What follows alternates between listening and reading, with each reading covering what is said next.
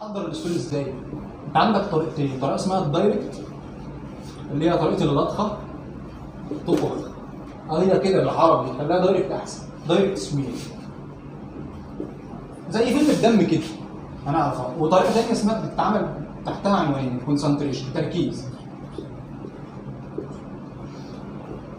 الاثنين دول تحتها طريقتين اللي هي ايه؟ سيديمنتيشن ترسيب سهلين خالص، وطريقه ثانيه اسمها الفلوتنج الطفو، تفحص من الجزء اللي فوق. نبدا بدي. اعمل ايه؟ شريحه نقطه صلاين زي ما هي قالت، اخد جزء يبقى عندك ستيك عصايه، عارفين السواب ممكن تكسره، شفتوا السواب قبل كده؟ المسحه، تاخد مسحات بتاعت كورونا والحاجات دي، لو هي عصايه خشب تكسرها تاخد خل، عارفين بتوع مش عايز اقول عشان ما تتقفوش بعد كده، الشيش العصايه كسر هاتك عنده، تاخد بتبس ازرق بتبس اصفر انت حر، تاخد جزء، تاخد منين؟ من الجزء المدمم، من الجزء المخاطي، من الجزء الملون، وتعمل ايه بعد كده؟ في نقطه الصلاين تيجي تعمل كده وتعمل ميكس وتفردها بقى.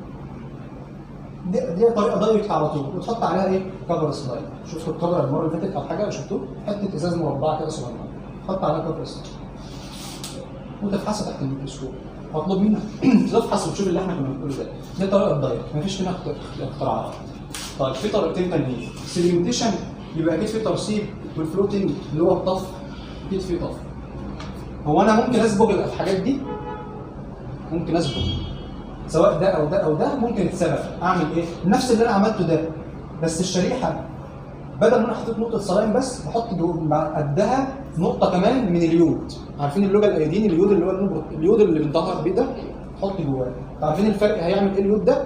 بيصبغ لك الانويه بتاعت الحاجات اللي احنا كنا بنتكلم عنها ده عشان تشوفها اكتر، توضحها لك اكتر، ما هي خلايا زي فيلم الدم، انا بحط يود. في سببات تانية، سببه اسمها كده الهيماتوكسلين والايوسين اللي قلنا عليهم قبل كده، الاحمر والبنفسجي، ممكن اصبغ بيهم نفس الفكره، بحط نقطه صلاين عليها نقطه من الصبغه، واحط عليها ستول واقلبه وادعي واعمل نفس الكلام. الصبغات دي بتصبغ الانويه بتاعت الخلايا بتاعت البويضات والسيست والحاجات دي، وتوضحها لك اكتر. يعني الفكره مش فكره ان انا اخد حته على الشريحه وابص على الميكروسكوب واقول اندايجستد موجب 2 وخلصت القصه. خلاص انت خلصت. السيديمنتيشن بجيب تيوب احط فيها 3 مللي صلاين، كل ده عندكم بقى. زائد اعمل ايه؟ تاخد برضه نفس الفكره، جزء من الستول زي ما قلنا مختار منه، يقول لك 2 ل 3 جرام، مكتوب علميا كده. انت هتاخد حته صغيره وتدوبها في الجزء ده، وبعدين تعمل ايه؟ تضيف عليها 6 مللي فورمالين. عارفين الفورمالين؟ الفورمالين ده اللي هو بيثبت الانسجه، انت بتعمل في اللحظه دي فيكسيشن للخلايا اللي موجوده، عشان لو انت عايز تحتفظ بالافلام دي اللي هتستخدمها ممكن تعيش معاك طول العمر، تقعد توريها الاجيال اللي بعد كده، لو انت يعني في مكان يعني هيكرر، او تعينها لو انت يعني شفت حاجه ما بتشوفهاش قبل كده، بس هو ده الطبيعي. بعدين اعمل ايه؟ المفروض ان انا بعد ما حطيت الصلاين والستول عليه بفضيه في انبوبه ثانيه قبل ما احط دي، بس بفضيه كده زي ما هو، لا انا عملت له الميكس، بحط هنا زي ايه؟ ورقه ترشيح كده، وعليه ورقه ترشيح، وافضي ده هنا الصلاين بالستول عشان ارشح كل الحاجات اللي ملهاش لازمه. الستول مليان حاجات ملهاش لازمه، وتنزل جوه هنا، ترجع تحط عليه الفورمالين، وبعدين اعمل ايه؟ 3 مللي برضه تاني بعد 6 مللي من الفورمالين، حاجه اسمها ايسر مذيب عضوي زي الكحوليات والحاجات دي. بتعمل ايه ده؟ عشان لو في فاتس في الموضوع بتدوبه. انا عايز بس اركز على ايه؟ على بويضات في اللحظات دي. وبعد ما حطيت الايسر ده اسنطر العينه اللي هي موجوده دي 1000 لفه في الدقيقه، عارفين السنتر زي ما قلنا، دي مده دقيقه او دقيقتين، هيتكون لك سيديمنت. ده اللي هتاخده على الشريحه، طبعا هترمي اللي فوق وتاخد السيديمنت ده تفرده وتحط عليه كفر سلايد وتفحصه. دي طريقه السيديمنتيشن الراسي. تمام. الطريقه بتاعت الفلوتنج اعمل ايه بقى فيها؟ طفو دي تبقى عكسها. يعني اعمل ايه؟ انا بفحص من فوق، بفحص الجزء اللي فوق. برضه نفس الفكره، جيب 8 مللي صلاين، كل الموضوع عباره عن صلاين اهو. يعني انا قلت لكم قبل كده لو حطيت ميه مقطره مكان الصلاين البويضات دي كلها فرقعت.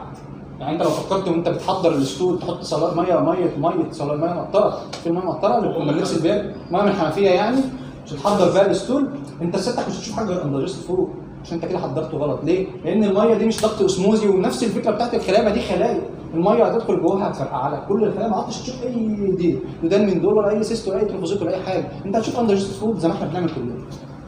حطيت 8 مللي من الصلاين، نفس الفكره، تحط عليها جزء من الستول وتجيب كفر سلايد تحطه على الشريحه من فوق، بس في البتاعه دي في الجزء ده انت بتملى الانبوبه بصلاين لحد فوق النار. عشان انا عايز ايه؟ بعد ما حطيت ستول وقلبته بفلتره برضه نفس الفكره واسيبه لحد ما يوصل هنا، يعني الكميه تكون ماليه الانبوبه لحد طرفها، عشان نحط كفر سلايد هنا واسيبها نص ساعه. ايه اللي هيحصل؟ البويضات وزنها خفيف والسيست والحاجات دي هيحصل فيها ايه؟ طف فلوتنج، هتلتصق بالبتاع دي بالكفر سلايد.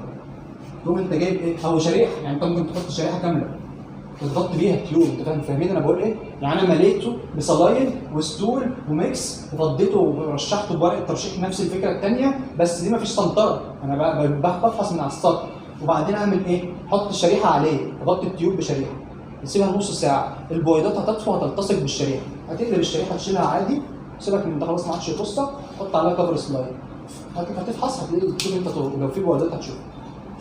تفحص ده وتفحص بالسيدمنت وتفحص بالفلويد او تفحص بالبسيطه دي، كل دول بيتسابقوا برضه. شفتوا طرق التحضير؟ مش شويه ستول على شويه صلاين، ليه ابسط شيء، بس المهم يكون فيها صلاين. حد عايز حاجه في الموضوع ده؟